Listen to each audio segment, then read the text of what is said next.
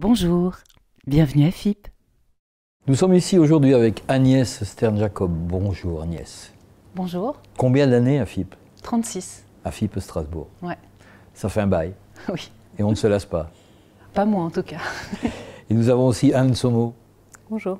À FIP Strasbourg depuis 6 ans. 6 ans, oui. Et tu es vacataire. Je suis sous le régime de l'intermittence du spectacle. Voilà. Donc exactement, je fais je travaille à la journée, quoi. Toutes les deux, on peut dire que vous êtes là pour représenter les animatrices, les FIPettes, comme on Bien dit, sûr. les FIPettes de FIP Strasbourg. Agnès, on va essayer de faire le point de là où on en est. Qu'est-ce qui s'est passé? Qu'est-ce qui se passe? Et qu'est-ce qui pourrait se passer? En tout cas, où en est-on à l'heure où on D'accord. parle, c'est-à-dire le lundi 2 mars? Alors aujourd'hui lundi 2 mars, où est-ce qu'on en est? Les choses ont bougé quand même depuis 2016 où les nouveaux soucis ont commencé. Donc un PDG est parti, une autre PDG est arrivée. Elle a déposé un projet au mois de novembre. Depuis le mois de novembre, donc on a appris que théoriquement, d'après ce projet, l'antenne les antennes locales des FIP devraient cesser le 30 juin. La RH, donc les relations humaines de Radio France, demande à ce qu'on prenne rendez-vous avec elle depuis le mois de novembre. Pour l'instant, pas de rendez-vous ont été pris, ou très peu, parmi les animatrices des locales. Et face à cette situation, la direction parisienne a décidé de faire le voyage à Strasbourg pour nous voir en bloc, en nous mettant un petit peu un ultimatum. Donc notre directrice Bérénice Ravache, parisienne, et une représentante de la RH vient lundi prochain. Lundi prochain. D'accord, Pour ce nous sera rencontrer. le 9 mars, donc, Voilà. Oui. pour la suite d'un feuilleton qui éprouve bien les nerfs. Oui. Anne, est-ce qu'on peut préciser exactement ce qui se passe pour que les gens qui verront notre Oui, vidéo... au 30 juin, ce qui est prévu, c'est que FIP, Strasbourg, Nantes et Bordeaux cessent d'émettre. Donc quand les auditeurs allumeront leur poste, comme d'habitude, ils auront l'antenne parisienne qui diffusera nationalement. On est bien d'accord, ils auront Oui. le même ruban musical. La qu'ils même auraient- musique qu'avant, enfin les mêmes programmateurs, ça ne change pas. Mais Il y aura qu'est-ce qui plus va les changer infos, alors, pour il n'y aura qu'on soit plus les clair infos, et il n'y aura plus les annonces locales en fait. Voilà. Donc, nos voix, nos annonces qui sont spécifiques au Grand Est, tout ça disparaît au profit d'une antenne faite depuis Paris, Voilà. qui devra arroser la France entière, donc avec des annonces culturelles, mais principalement centrées à Paris. Et ensuite, Arroser la France entière avec en 2028. Oui, voilà, parce que voilà. Il reste 3 antennes diffusées sur le réseau hertzien. Donc, outre FIP Strasbourg, il y a aussi Bordeaux et Nantes. Bordeaux et Nantes. Oui. Donc ce sont ces 3 antennes-là qui sont concernées en direct, et en tout premier lieu, il n'y aura plus d'animatrices. Et depuis maintenant au moins 2 ans, beaucoup plus bien entendu, mais depuis maintenant au moins 2 ans, depuis qu'il y avait le fameux plan, comment s'appelait-il ce PDG, je ne me souviens plus déjà, Mathieu Gallet. Mathieu Gallet, voilà, qui a quitté Radio France parce que judiciairement parlant, il ne pouvait pas faire autrement, et donc ça a redonné un sursis en quelque sorte. C'est vrai. Mais là maintenant, on arrive à un point dramatique. Pourquoi, à l'heure où la proximité est dans la bouche de tous les politiques, à l'heure où on dit qu'il faut rapprocher les centres de décision des citoyens, etc., pourquoi s'ingénie-t-on à détruire ce qui marche fort et qui ne concerne finalement que 3 antennes en France? sûr. Donc c'est un budget qui est complètement négligeable par rapport au Dérisoire. budget de Radio France. L'antenne est censée, le groupe est censé faire des économies, mais pas à ce point-là quand même, ça coûte presque rien. Mais oui. Pourquoi? Est-ce qu'on a une idée? Mais pourquoi ils font ça, quoi, tout simplement? Alors c'est pour peut-être uniformiser un réseau, puisque depuis que je travaille à FIP, quand j'ai commencé, on était une douzaine de stations en région. Entre-temps, création de France Info, développement de France Bleu, création du Move. Chaque fois, on a tapé dans les fréquences de FIP. Donc des stations ont disparu. Et à la place, ils ont mis le Move, France Info, France Bleu. Puis après, des stations, je ne sais pas pourquoi, des fréquences ont réapparu et on a réinstallé des FIP à Marseille, à Rennes, à Montpellier, à Toulouse. Et donc ces FIP-là sont aussi en région, mais avec l'animation de Paris déjà. Donc on a un réseau un peu disparate. Et voilà, et donc voyant ça, la direction parisienne, chaque fois, a le souhait d'uniformiser en faisant fi de l'histoire particulière de ces stations, ce qui est assez historique enfin, dans l'histoire de la radio, chaque fois des comités de soutien sont mobilisés pour conserver ces antennes, chaque fois les partenaires, les politiques ont défendu ces antennes. C'est le cas à Strasbourg, on va y revenir. C'est encore le cas, effectivement. Des antennes qui marchent, il y a eu un sondage intermédiaire qui est paru, sur lequel normalement on ne devrait pas trop communiquer, mais bon, les chiffres sont là. FIP Strasbourg est la meilleure station du réseau. On fait 5,7, ce qui est énorme vu ce qu'on coûte. FIP Bordeaux fait un excellent score aussi, 5,3. Voilà, on ne comprend pas qu'avec des excellents scores, vu ce qu'on coûte, on coûte l'équivalent de 3,76 équivalents temps plein. C'est tout. Il n'y a pas de frais de fonctionnement, il n'y a pas de frais de promotion, il n'y a pas de location puisque c'est France Bleu qui nous héberge. On ne coûte que nos salaires. Et pour cette somme dérisoire, on arrive à rassembler 5,7% des auditeurs sur notre zone d'émission. On fait mieux que 10 stations à Strasbourg, dont France Bleu d'ailleurs. Donc c'est incompréhensible.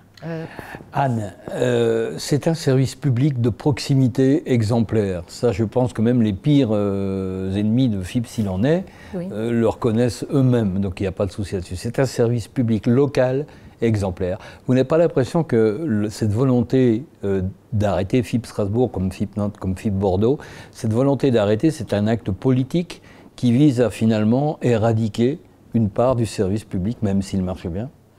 Moi, c'est l'impression que j'ai, personnellement, ça c'est sûr.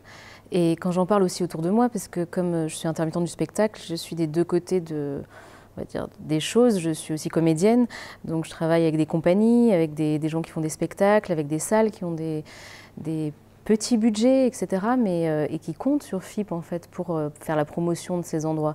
Et j'ai aussi des amis qui vont dans des lieux parce qu'ils entendent parler sur FIP. Donc c'est un vrai service de proximité. Et enlever ça alors que ça coûte si peu, j'ai l'impression qu'en effet c'est marcher sur ce service public auquel les gens tiennent en fait. Et après, moi, mon sentiment, c'est que ce qu'ils veulent faire, c'est que FIP, à terme, devienne juste des playlists sur Internet, de la musique, en fait. Et ils s'en fichent de ce qu'on représente en termes d'humain. Moi, quand je suis chez moi et que j'allume ma radio, j'ai envie qu'on me parle en direct, en fait.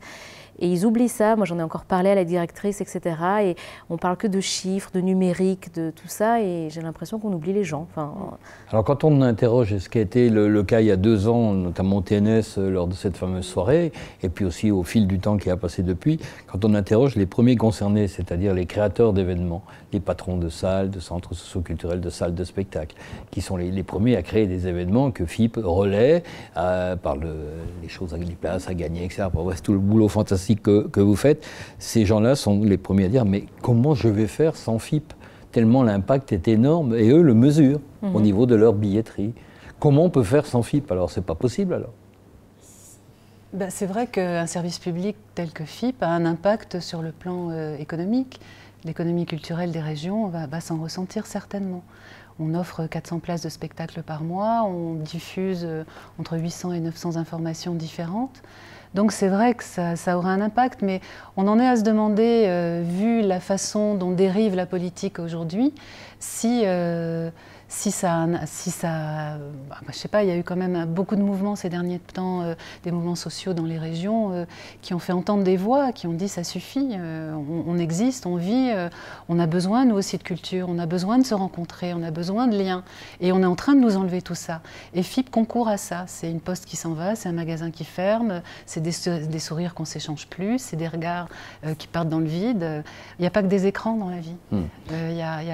Et je voudrais ajouter que leur réponse, c'est de dire que comme il y a France Bleu, FIP n'est vraiment pas nécessaire.